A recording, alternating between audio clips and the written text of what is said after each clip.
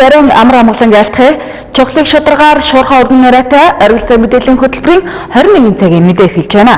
Энэ өдөр Орхон аймагт болж өнгөрсөн үйл явдлын мэдээлэлд анхаарлаа хандуулна.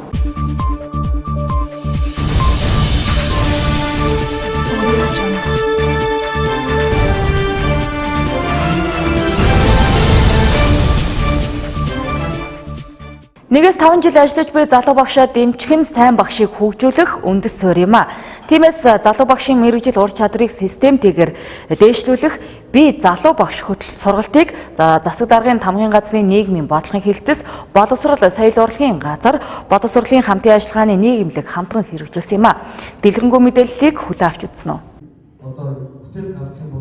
Олон улсад багшийн хөгжлийг тодорхойлохдоо шинэ багш туршлагдах үеийг 1 жил, багшийн мэргэжлийн хөгжлийн үеийг 2-3 жил, мэргэжлийн өндөр чадвартай болох үеийг 5-аас дээш жил гэж тодорхойлдог. Орхон аймгийн нийт багш нарын 1-ээс 10 жилийн туршлагатай багш нарын 48% нь 1-ээс 5 жил ажилласан залуу багш нар байгаамаа. Эдгээр 370 багшийн тухайд залуу багшийг системд хөгжүүлэх хэрэгцээ шаардлагатай гэж үзсэн юм а. Тиймээс Орхон аймагт би залуу багш шатлсан сургалтыг 2017-аас 2018 оны хичээлийн жилийн хугацаанд зохион байгуулсан нь олон эерэг үр дүнг харуулсан юм а. Жилийн хугацаанд 3 удаагийн модуль сургалт, 2 удаагийн мониторинг хийх үйл ажиллагаанд Орхон аймгийн засаг даргын тамгын газраас 6 сая төгрөгийн дэмжлэг үзүүлж залуу багш нарын мэдлэг чадварыг дээшлүүллээ. Орхон аймагт 1-ээс 5 жил ажиллаж байгаа 370 гаруй багш байгаа.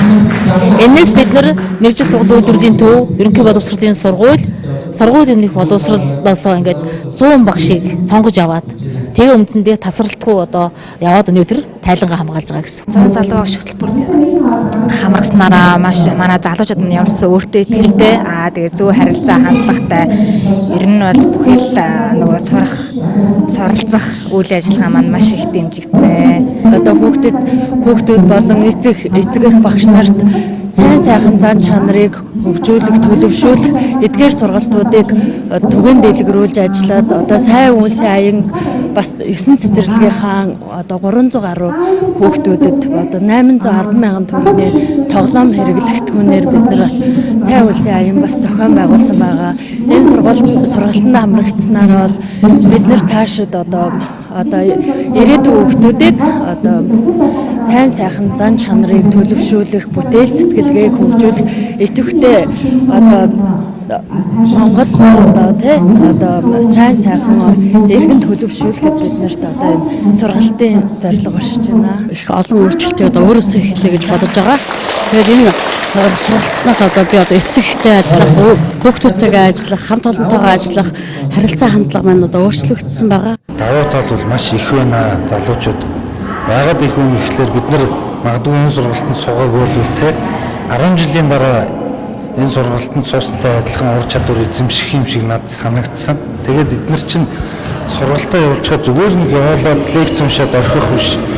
3 удаагийн модуль сургалт явуулаад 3 удаагийн мониторингийн үнэлгээ хийж үр дүн тооцож залуучуудад тоон биш чанарын анхиц гарч байгааг дахин үнэлж байгаа учраас тэр нь надад болон энэ залуучуудыг төлөөлж байгаа бид бүхэнд их таалагдсан.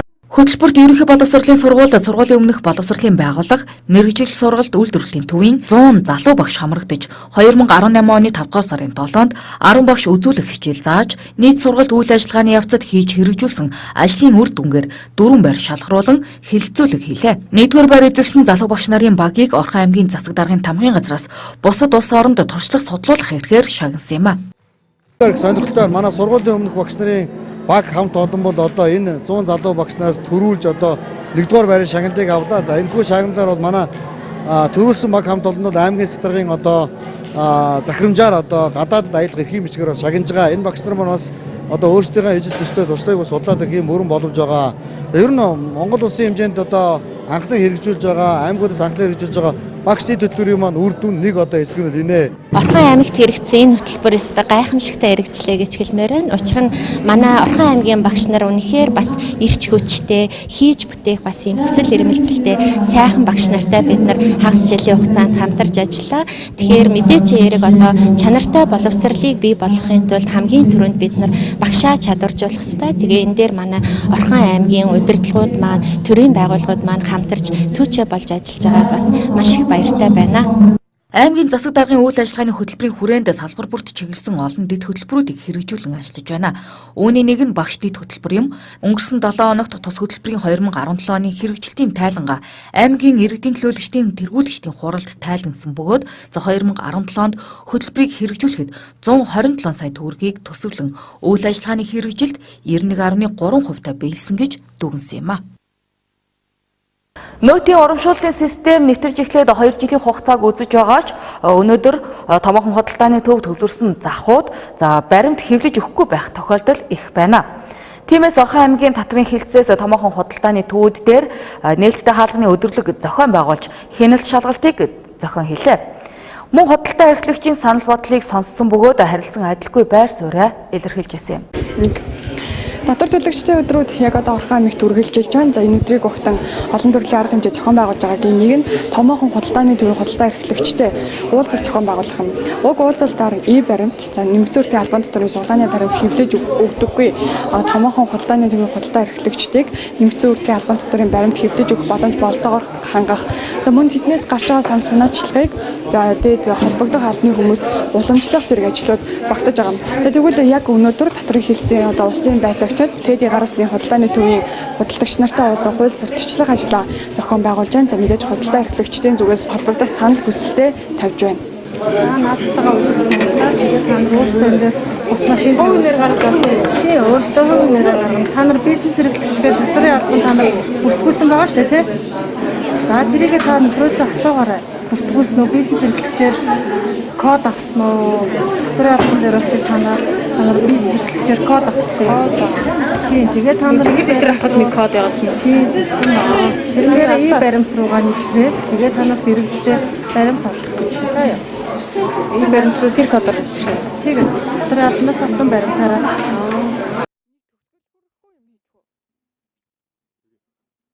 Эрдэнэ худалдааны төв дээр аймгийн татрын хилцээ бас улсын байцаагч нар нэмэгцүүртийн албан татварын пост машинтай аж ахуйн нэгж байгууллагуудаар нэгсэндээ шалгалт хийгээд явж байна. За яг одоо бидний байгаа хэсэгт бол нийтдээ 18 гаруй одоо жижиг лангуу байдаг. За эндээс бол нэг 4 орчим нь одоо нэмэгцүүртийн албан татварын баримт хэвлэдэг пост машин бол суурилсан байна гэж байна. За яг одоо энэ лангууны хувьд одоо пост машин баримт хэвлэх төхөөрөмжөө бол авчихсан байгаа. Иргэдэд бол баримтаа бол хэвлэж өгч байгаа. Та төхөөрөмж аваад өгч шүү дээ. Танах хизэнээс ийм төхөөрөмжтэй болсон бай. Би одоо нэг сарын 1-ээс би яг танах баримт гаргаж өгч байгаа юу гэхээр гаргаж өгч байгаа юу айгуу сайн авдаг. Хүмүүс мэдээж нөөцийн баримт асуудаг гэсэн баг л та. Авахгүй юм байхгүй юм шууд гараад явна л та. Тий. Яг энэ жижиг машины хувьд бас өдөр авсаархан шүү дээ энэ айгуул нь айгуу дайжгүй. Шууд цэнгэлч нэ цэнгэлээд явуулчихсан байгаа. Нөхцөл энийгээ дараад асаачаад шууд утаснаас өөрөө нэг юуныхаа юугаар интернет руугаа юугаар ороод шууд утаснаас хэвлэл гаргаад ирчихна. Айгуу амархан. Хувь хүнийх ч гэж гаргадуулна, алуун байгуулах ч гэж гарна. Айгуу амархан. Энэ өөрөө яг хаана худалдаалдаг баг чинь танай хаанаас авч 155 мянгаар л авч илүү да 100 тэгжил авчихсан. Түрээслэгч талаас нь интернет орчин бий болгочвол энэ бас илүү хурдан цаг хугацаа өмнөх боломжтой байна тий. Болох бахаа манайх ч угаас интернет орчин бүрдүүлчихэж байгаа ах уу баргалж уг нь бэлэн л гэж явах шиг байсан шүү дээ. Баримт харин ихэд байгаа юм аа. Одоо тэр рүү орохгүй бол болохгүй байх гэд бид нь бас тэгээд байгаа байхгүй юу. Эрдэнэ төвөөс худалдаа хийгээд явж байна. Нөөтийн баримтыг юу авдаг уу? Ер нь энэ худалдаа эрхэлж байгаа байгууллагууд хэр өгч байна? зарим нь өгдөг, зарим нь өгдөг шүү дээ. Сая гэтэл би одоо энэ юуны хүнсээ захаар юу авлаа. Баахан л хүнсээ цуглуулах дөрөөс нөөт өгөхгүй байгаа. Тэгээ тэрийг ч хасдаг юм хэрэгчлээ. Та энэ дотор үзв үү? Гүйгүй энэ дотор бол ороог байгаа. За энэс нь очиж 50 ширхтэй гэсэн. Нөөтийн баримт өгч байна уу? Өгчээсэн. Одоо бас л авахгүй. Ерөнхийдөө 9 эрдний хувьд бол яг нэг 40 гаруй хувь нь бол баримтд холбогдсон. Ерөнхийдөө баримтаа гаргаад явж байна. Бусад холбогдоогүй нэгэндээ одоо холбоолох талаар зөвлөгөө өгч ингэ явж байна. Биднэрт одоо ерөөсөө тавьж байгаа шалтгаан нь бол одоо ингэ энэ бос машин ерөнхийдөө ингэ үнэтэй байна. Татвар төлөгч нарт ингэ гаргахад хүндрэлтэй байна гэсэн юмнууд яриад байгаа. Гэхдээ бол одоо сүүлийн үед ингэ гарч байгаа бос машинууд татвар төлөгч нэг бүр өөрснөө аваад одоо ийм баримтаа гаргаад яваад авах боломжийн тийм авсаархан тийм машинууд сүүлийн үед ингэж гаргагдаж байгаа. Тийм учраас бол ерөнхийдөө бидний зүгээс бол татвар төлөгч нарыг тийм бос машин авахд бол хүндрэлгүй л гэж бодож байна. Татвар төлөгчдийн өдрөөдөө зохион байгуулж байгаа бас нэгэн шалтгаан за нэмэгдсэн үртгийн албан дотор хэвлэж өгөх ёстой томоохон худалдааны төвүүдийн худалдаа эрхлэгч нар за ямар шалтгааны улмаас одоо баримт хэвлэж өгөх байгааг тодруулах байсан. За сонор хайрхан худалдааны төвийн худалдаа эрхэлж байгаа хүмүүсийн зүгээс гарч байгаа санаачлагын хувьд за тэд бол одоо өндөр үнэтэй за дээрээс 1 сараас дээш хугацаанд одоо баталгаат хугацаа өгдөг бараа бүтээгдэхүүн худалдан борлуулдаг учраас тухайн удаасан бараа бүтээгдэхүүн буцаах тохиолдол байдаг. За гэтэл буцаасан тохиолдолд нэмэгдсэн үртгийн албан доторын баримт хэвлсэн баримтаа одоо буцаах боломжгүй байдаг учраас биднээс ийм асуудал тулгарч байна гэдэг асуудлыг тавилаа. За хоёрдугаар гэх юм бол ерөнхийдөө худалдааны төвүүдээр сууж байгаа хүмүүс бол ихэвчлэн худалдагчид байдаг. Өөрөөр хэлбэл одоо хөлсөөр ажиллаж байгаа хүмүүс байдаг учраас ажил олгож байгаа эзэд нь одоо яг энэ нэмэгдсэн үртгийн албан доторын системс шилжих хэсгийг бас шийддэг эрхтэй байдаг учраас яг энэ эрх бүхий албан тушаалтнаас суухгүй байгаа нь бас нэг хүндрэл байна гэдэг асуудлыг бол тавьж ялаа. 9 эрдэнэ худалдааны төвүүдийн тухайд бас худалдаа эрхлэгчид янз бүрийн санаачлагыг гаргаж байна. За нэгдүгээрт авсаархаа одоо төхөөрөмжүүдэд баримт хэвлэх тохиолдолд сүлжээ унах гэх мэтчлийн сөрөг зөвдлүүд үр дагаврууд гардгаа гэдгийг тайлбарлаж байна. За ингээд татвар төлөгчдийн өдрүүд үргэлжилж байна. Бүсийн онцлогын эмчилгээний төвийн эмч ажлагчид 50 цуглааныг зохион байгуулж, эмч совилогчдын ажлын ачааллыг бууруулж, оронтой тохирох төсвийг батлан шийдвэрлэхийг шаардлаа. Энэ үйл ажиллагааг Монголын үйлдвэрчний эвлэлийн Орхон аймаг дахь үйлдвэрчний эвлэлийн холбоо дэмжин оролцсон юм а. Монгол Улсын ерөнхий сайд хүрэлцэх Монголын үйлдвэрчний нэгдсэн эвлэлийн холбооноос 5 дугаар сарын 1-нд олон улсын хөдөлмөрчдийн эв санааны нэгдлийн өдрөөр хөдөлмөрийн үнэлэмж эрх зүйн орчныг сайжруулахад шаардсан Монголын үйлдвэрчдийн эвлэлүүдийн эсэргүүцлийн жагсаал цуглааныг улс орон даяар зохион байгуулсан. За үүний дараагаар хөдөлмөр нийгмийн зөвшлийн 3 талт хэлэлцээрээс цалин нэмэгдүүлэх асуудлаар тодорхой шийдвэрт хүрээгүй. Иймээс Монголын эрүүл мэндийн ажилтны үйлдвэрчний эвлэлийн холбооноос хөдөлмөрийн үнэлэмжийг халж шударга үнэлэмжийг тогтоохыг шаардсан жагсаалыг 5 дугаар сарын 8-ны өдөр зохион байгуулсан. За тус арга хэмжээг Орхон аймгийн бүсийн онцлогын эмчилгээний төвийн эмч ажилтан албан хаагчид эв санааны нэгдлээ илэрхийлэн дэмжин за мөн Орхон аймаг дахь үйлдвэрчний эвлэлийн холбооноос дэмжин оролцлоо. Өнөөдрийн 50 цуглаанд Орхон аймгийн үйлдвэрчний эвлэлийн холбоог төлөөлж оролцлоо. За Орхон аймгийн үйлдвэрчний эвлэлийн холбооноос бол өнөөдрийн цуглааныг оролцож байгаа шалтгаан маань бол одоо эрүүл мэндийн байгууллагын ажилчдуудын маань цалин бол амьдралд хангалтгүй байна. За хангалтгүй байна гэдгийг юугаар тайлбарлаж байна вэ гэхээр 2014 оноос хойш бол төрийн болон төрийн үйлчилгээний байгууллагуудын ажилтнуудын цалин бол нэмэгдээгүй. Гэвч одоо өргөн хэрэглээний бараа бүтээгдэхүүний үн ханш бол өдрөөс өдөрт нэмэгдэж байна. За нэгэн одоо хамгийн сүүлд гарсан судалгаагаар үзэхэд бол одоо өргөн хэрэглээний бараа бүтээгдэхүүний үн ханш 15-аас 50 дахин өссөн байгаа. За энд бол одоо гурилан бүтээгдэхүүн хүнсний ногоо, сүү цагаан эдээ, за дээрэс нь бол одоо шатхуун түвшний үн бол одоо өдрөөс өдөрт нэмэгдээд байна. Гэвч одоо цалин үйлс маань бол тогтмол байрандаа байгаад байгаа нь бол одоо төсвийн байгууллагын ажилчид маань бол одоо орлогын ядууралд ороход бол одоо хүрээд байна. За эрүүл мэндийн байгууллагын хувьд бол одоо ажлын ачаал нэгдүгээрт бол маш өндөр байдаг. За ялангуяа тэр дундаа бол одоо эрүүл мэндийн байгууллагын совилогч асарч нарын ажлын ачаал бол нэг хүнд ногдох ачаал маань бол одоо 2-оос 3 дахин их байгаа гэдэг ийм судалгаа байгаа. За гэвч одоо цалин үйлс маань бол амьдралд хангалтгүй байна. Тийм учраас бол одоо эрүүл мэндийн байгууллагын ажилчдын цалин үйлсийг нэмэгдүүлэхийг бол дэмжиж оролцож байгаа. Эрүүл мэндийн салбарын ажилтнуудын одоо мөрдөгдөж байгаа ангилал зэрэглэлийг шинчлэх энэ оролцоогоор 7-оос 49% нэмэгдэнэ гэж тайлбарлаж байсан.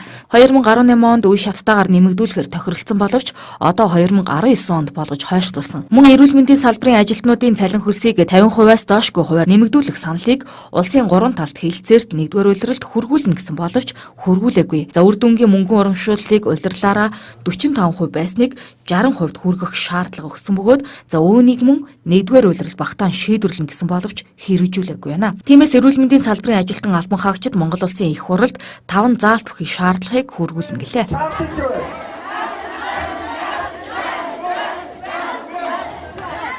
Тэгээ эмчүүнийхээ хувьд хэлэхэд бол би зөвхөн жишээ нь би бол өөр эмч хүн.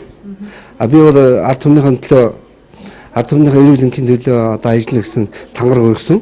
Гэхдээ би бол эмч болохдоо би бол ядуу амьдрий, энэ цөөхөн мөнгөнд дор амьдрий, одоо ингэж тангараг өргөөгүй яг үнийг хэлэхэд. Тийм учраас нийгэм бол бид хүнээс маш их юм шаарддаг. Эмч хүний хувьд бол бид нар бол хийх ажлаа хийдэг. Одоо тийм учраас бас бид хүн ч гэсэн бас цалин мөнгөний нэмүүлэхийг үнэхээр шаардж байна. За бос одоо хөгжилтэй улсын хорны цалин мөнгөтэй бид бүхний мөнгөийг бол хацуулахын арга байхгүй. Гэхдээ бид бүхэн бол эмч нар бол ялангуяа эрүүл мэндийн ажилчид бид бүхэн бол маш их хөдөлсөнгөө дуугаа явдаг. Өнөөдөр бол үнэхээр бас нийгмээ дагаад өнөөдрийн бид бүхний авдаг энэ салин мөр бол амьдрал хааж үлдсэн. Өнөөдөр зээлгүй хүн алга энэ одоо өрх толгоосон олон одоо ялангуяа эрүүл мэндийн ажилчид бол дандаа эмэгтэй хүмүүс байдаг. Энд нь болохоор одоо бас эрүүл мэндийн хувьд ч тэр өдөр шөнөгүй өдрийн 24 цагаар ажилладаг. Одоо эрүүл мэндийн хувьд ч хохирч байна. Дамон бас амьдралын цаана хэцүү байна. Оюут хүмүүстүүдээ сурах төлбөр гэл ингээл. Өндөө бол энэ амьдралд нь хөрөлцдөг. Тийм учраас бид бүхэн бол одоо энэ бүхнийхээ шаардлагын дагуу бас нэгдэж энэ цуглаанд бас оролцож байна. Ачаал ихтэй ажилдаг. Бидний мэрэгжил бол алдаачлахгүй маш хариуцлага өндөр ажил. Тийм учраас бидний ачааллыг бууруулах, нэг солиучд ногдох, хүний тоог нь багасгах. Тэгээд бидний цалин бол маш бага.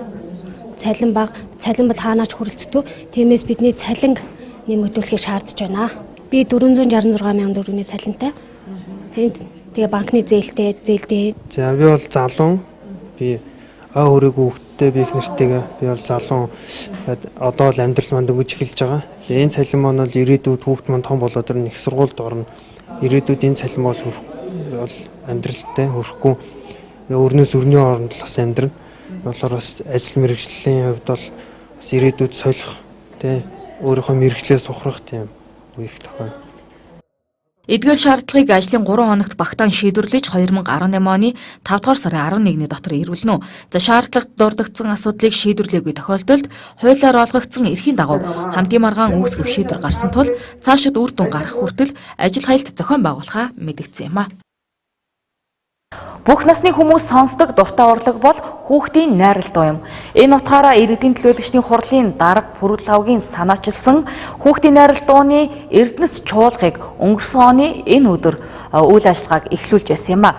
За тэгвэл өнөөдөр 100 гаруй хүүхдийн бүрэлдэхүүнтэй тус чуулга нь 1 жилийн ойгоо тэмдэглэн тайлан тоглолтоо хийж байна. Өнөөдөр Дэлхийн хүүхдийн байгууллагын үүсч хөгжсөний 93 жилийн ай тохиож байна. За энэ өдөр аймгийн иргэдийн төлөөлөгчдийн хурлын дарга Пүрэв лавгийн санаачлагаар байгуулсан хүүхдийн найралтууны чуулга байгуулсны жилийн ай тохиож байна. За эрдэнэс найралтууны чуулга нь 90 гаруй хүүхдийн бүрэлдэхүүнтэй чуулга бөгөөд сургууль тус бүрээс шалгаруулж авсан шилдэг дуулаач хүүхдүүдээс бүрдсэн. Тэд бүтэн жилийн хугацаанд дуулах ур чадвараа нэмэгдүүлэн клип уран бүтээл гаргахаар зорио ажиллаж байна. Найралтуу гэдэг бол ерөөсөл хүүхдүүдийн хамт олонч байх, урлагийг одоо танин мэдрэх, дууг яаж дуулах ёстой юм, бие биенээ яаж сонсох ёстой юм, сонсож дуулах ёстой юм, бие биенээ яаж хөндлөх ёстой юм.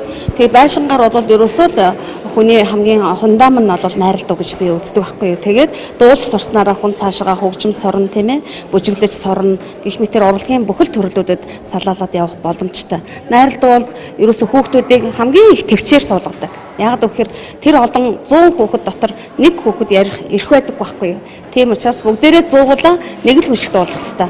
Тэгэхээр ерөөс айгүй том ёстой торгон мэдрэмж гэдэг шиг мэдрэмжийг өгдөг. Модны юмдаа нэг улаан хотын ойгоор очиод тэндээс санаад төрсөн. Ер нь бол альч насны хүмүүсээ нэг дуртай сонсдог.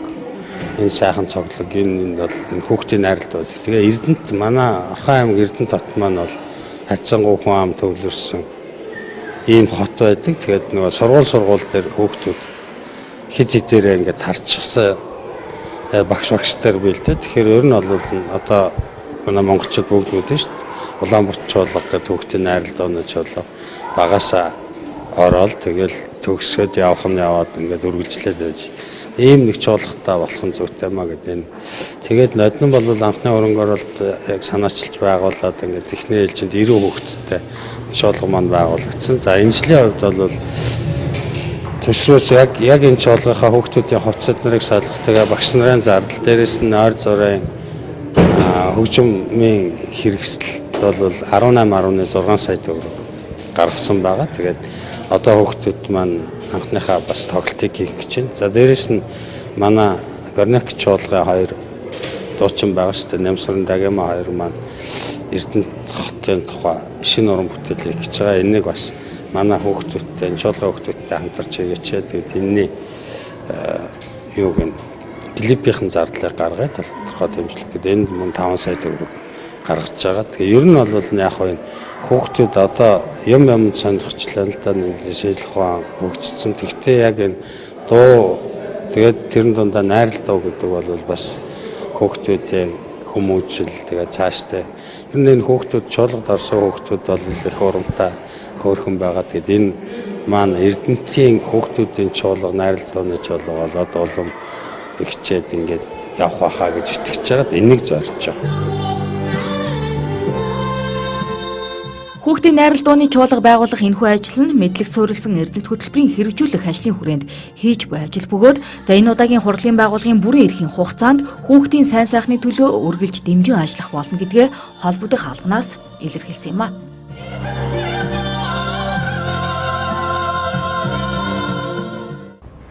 Монголын уламжлалт зан үйлийн өргөө нийтийн үйлчилгээний төрийн бас байгуулах нь Эрдэнэт хотын ард иргэд аж ахуй нэгж байгууллагуудад эрчмийн эерэг урсгалыг бий болгох үүсгэх арга аргачлалыг өн төлбөргүй заах гинэ. Тиймээс сонирхсон хувь хүн байгууллагууд тус нийтийн үйлчилгээний төрийн бас байгууллагт хандаж сургалт авах боломжтой юм. Нийгэм эдийн засгийн байдлыг дагаад хүмүүсийн сэтгэл зүй хувьсан өөрчлөгдөж байна гэж судлаачид үздэг. Тухайлбал хэд их уурлаж бохимдох, зөв бүс үг хэлэх, шаналлах, атаархах хандлага олон нийтийн дунд түгээмэл байгааг хэлсэн юм. Эдгээр нь тухайн хүнд сөрөг муу энерги хуримтлуулж өвчин эмгэг дууддаг. Тиймээс Монголын үндэсний уламжлалт зан үйлийн өргөө төрийн бас байгууллагаас сэтгэл зүйн өндөлбөргүй сургалт явуулгаар болсон байна. Сургалтаар эерэг эрчим хэрхэн өөртөө үүсгэж хуримтлуулах, түүнийгээ түгээх зэргийг заана. Сургалт үн төлбөргүй зохиогдох юм. Тус төрийн бас байгууллагын сургалт явуулах хамт олон Орхон аймагт ирсэн бөгөөд хүсэл тавьсан иргэн аж ахуй нэгж байгууллага бүрийн хүсэлтийн дагуу уг сургалтыг бүтэн болон хэсэгжүүлсэн байдлаар зохион байгуулах боломжтой. За ингээд та бүхэн одоо энэ хүний үлийг дэмжих үр удамдан хүн холбоотнуудтай үндэс язгууруулад үр хүүхдүүдтэй эерэг эрчим дамжуулахын тус эрдмийг ойлгож ухаарад хэрэглээ болгох, дадуулах, хэвшүүлэх энэ чухал ажилтнуудаа хамтран оролцооч гэсэн юм уриалгыг бод энэ явах одоо замдаа мөн одоо энд бол бас 2-3 албан газрууд хүсэл тавьсан байгаа. Маргааш өглөө бас 8 цагаас бид бас одоо зарим албан газруудын одоо хүсэлтийг биелүүлж энэ сургалтыг буюу мэдээлэл өгөх аргачлалыг 3-5 минутаас ахуулаад 30 минут. За хүсвэл 3 өдрийн сургалтыг бид одоо үн төлбөргүй өгч байгаа. За энэ уламж зан үйлээ суралцсан гэдэг маань өөрөө эдисээс ахуулаад их олон зүйлүүдийг эерэг хандлагын тогтворжуулж тэнцвэржүүлсний үндсэн дээр газар дээр маш олон өөрчлөлтүүд гардаг тухай бид судалгаа болоод хандлтыг бол хийж эхэлсэн байгаа. Энэ бол шинжлэх ухаанчаар өнөөдрийн одоо үг дээдсийн маань мэдлэг ямар олон өвчин зовлонг илааршуулж эдгэж болохын тухай одоо тандал судалгаа хийсэн гэсэн үг. За ингээ газар дээр өөрчлөлт нь ороод одоо нүдний харцнаас ахуулаад эдис маань эерэг одоо хандлага одоо төрөсний тус эрдмээр эерэг эрчмийн тус эрдмээр эрүүжих боломж нь маш өндөр байд юм байна. Тус төрийн бас байгууллагын үйл ажиллагааг улсын хурал, ерөнхийлөгчийн тамгын газраас дэмжин Улаанбаатар хотод ерөнхий боловсрал, ихтэй сургуулийн оюутнуудад энэхүү сургалтыг өнгөрсөн 7 хоногт зохион байгуулжээ. Тус сургалтын үр дүн харах тандал судалгаа хийж тооцдог аж. Сургалтын үр дүнд эрчим үйлдвэрлэгч хүн бүр эерэг эрчим бие биедээ түгээж өглийг хүртэл хойшлуулах боломжтой аж. Сургалтанд хамрагдахыг хүсвэл Монголын үндэсний уламжлалт зан үйлийн өргөө нийтэд үйлчлэх төрийн бас байгууллагт хандах боломжтой юм. Утасны дугаар 9877 0000 88 6006. Өсчин гоо засалчдын мэргэжил дэвшлүүлэх сургалтыг Орхон аймагт 2 өдрийн хугацаанд зохион байгууллаа. За сургалтанд 40 гаруй өсчин гоо засалч хамрагдаж, сүүлийн үеийн үс засалтын чиг хамтлага, нүр будалтын хэм маягийн онол практикийн мэдлэгийг олж авсан юм а. Өнөөдөр энэхүү үйл ажиллагааны хаалттай ажиллагаа болж байна. Орхон аймагт ажиллаж байгаа өсчин гоо засалчид мэргэжил дэвшлүүлэх сургалтанд 2 өдрийн турш амжилттай хамрагдаад дуслаа. Өнөөдрийн байдлаар Орхон аймагт энэ салбарт 300 гаруй өсчин гоо засалч ажиллаж байгаа нь. Эдгээрийн төлөөлөл мэргэжлээ дэвшлүүлэх боломжтой 40 өсчин гоо засалч сургалтанд хамрагдаж байна. Сургалтыг Монгол улс болоод Аз ТВ-д хүлээн зөвшөөрөгдсөн Монгол улсын мастер өсчин гоо засалч олон улсын тэмцээн Аз ТВ аврах шалгаруулах тэмцээн зэрэгт амжилттай оролцсон. Салбартаа хүлээн зөвшөөрөгдсөн туршлагатай багш нар зааж байна. Тодорхойлбол Аз ТВ аврах дэлхийн аваргын хүрэл медаль Монгол улсын мастер өсчин алтан шагаа, Аз ТВ аваргын мөнгөн медальт мөн Монгол улсын мастер өсчин балжин нэм, Монгол улсын мастер гоо засалч олон улсын шүүгч дасгалжуулагч оюун дээр нар энэхүү сургалтыг удирдан зохион байгууллаа. За Орхон аймгийн нийт өсчтэй одоо 2 хоногийн сургалт явууллаа. Тэгээд миний хувьд гэх юм бол одоо эрэхтэй креатив классик гэдэг одоо тэмцээний техникийн төрлийн маш том тийм конкурсны тэмцээний өс засалтууд орлоо. Тэгээд 2 дахь өдөр нь болохоор эмэгтэй тайралтууд оруулж өсвөлээ тий. Тэгээд Оргил аймгийн өсчт маань үнэхээр маш их сайн идэвхтэй өөрсдөө хөгжүүлээ сурыг боловсрыг гэсэн маш их тийм хүсэл эрмэлзэлтэй зорилготой тийм баг хамтанд олон цуглалаасай нийт өсчтдээ одоо тэмцээнүүдэд амжилттай оролцоод өөрсдийнхөө ур чадварыг хөгжүүлээд Оргил аймгийнхаа иргэдэд одоо өөрсдөө маш сайн таниулаад үнэлүүлээд тийм ээ. Өсчин гэдэг хүн чинь одоо ийм ур чадвартай байдаг ингэж тэгдэг өөрсдөө нэр хүндийг ингэж өсгөж өргөхийн төлөө энэ сургалт 2 өдрийн хугацаанд маш сайхан амжилттай явууллаа. Эмэгтэйсийн яг нөгөө юун дээр одоо алдааг нөгөө багт яг нөгөө 8,000 одоо нөгөө үндсэн одоо томьёо байдаг. Бүхлүүд нь 120 жилийн түүхтэй тийм Виталсон гэдэг нөгөө аюу мундаг үний онол байдаг 8,000 тайралт гэдэг. А юу өсчин болгоно мэдж байгаа. Гол нь яг энэ дээр тулгуурлаад ажиллаж байдаг шиг өөрөөсөө мэрэгчлийн хүмүүс аюу хурцтай ингээд бусаад нэг сэрхэл болчихж байгаа. Тэгээс нэг үйл ажиллагаанд ороод мууцсан байхгүй аюу сайн чадварлаг мундаг хамт олон байна. Өшөө цаашаа өргөжөөд бас нэг Эрдэнэ хотын бас нэг шгшээ баг бүрэлдээд тийм олон улс болон улсынхаа аврагт оролцоод олон улс болон төвлөхийн авар бас төрнө гэж бас найдаж байгаа. Ур чадвар Эрдэнэ хотч аюу мундаг штэ. Өөрөөс бас нэг ч удаа эргүүлээд 2-3 удаас ирж исэн.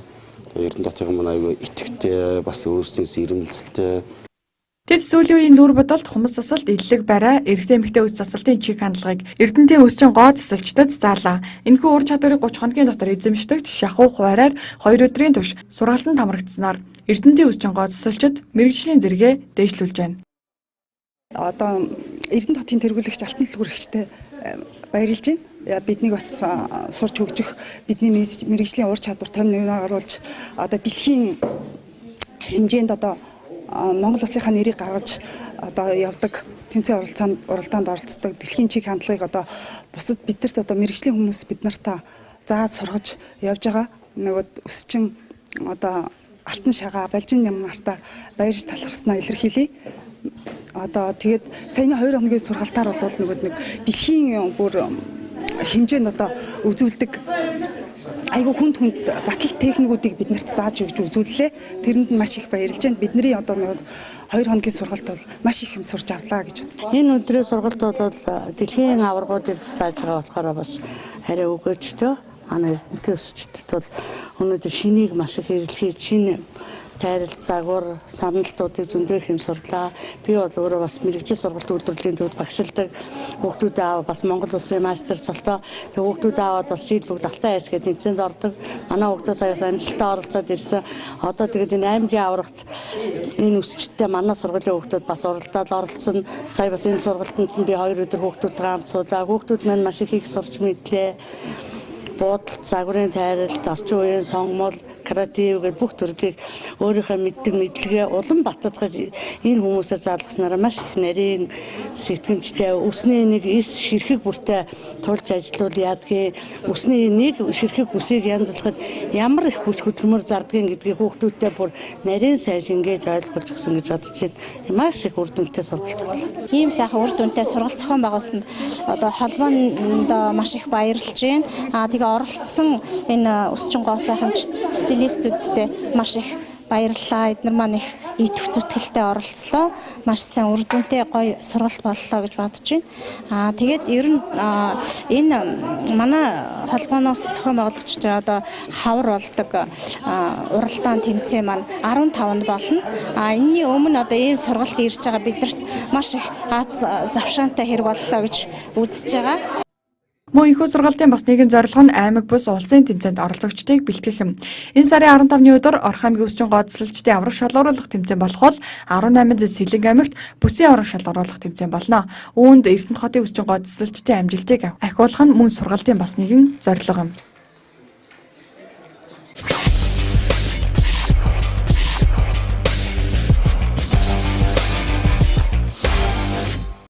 Энэ сарын 7-ны өдрөөс эхэлсэн татвар төлөгчдийн өдрүүд арга хэмжээний хүрээнд өнөөдөр шинээр үйл ажиллагаа үйлч эхэлж байгаа.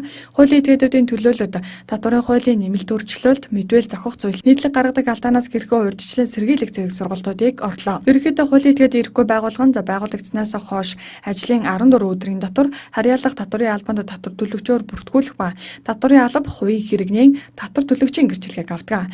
Энэ цагаас эхлэн татварын тайлангаа цаг тухай бүртээ гаргаж өгөх үүрэг хүлээж эхэлдэг. Тодорхойлбол аж ахуйн нэгж хувь хүний орлогын албан татврын тайланг улирал болон жилээр онцгой олон нэмэгдсэн үржигчдийн албан татврын тайланг сар бүртгүүлж дараа сарын 5 болон 10-ны өдөр цаашлаад автоэвэр, үл хөдлөх хөрөнгө, буу, автобензин, дизель түлш, ашигт малтмал, байгалийн нууц ашиглаж байгаа бол тус бүртээ тогтсон хугацаанд татвараа төлж тайлагдах үүрэгтэй.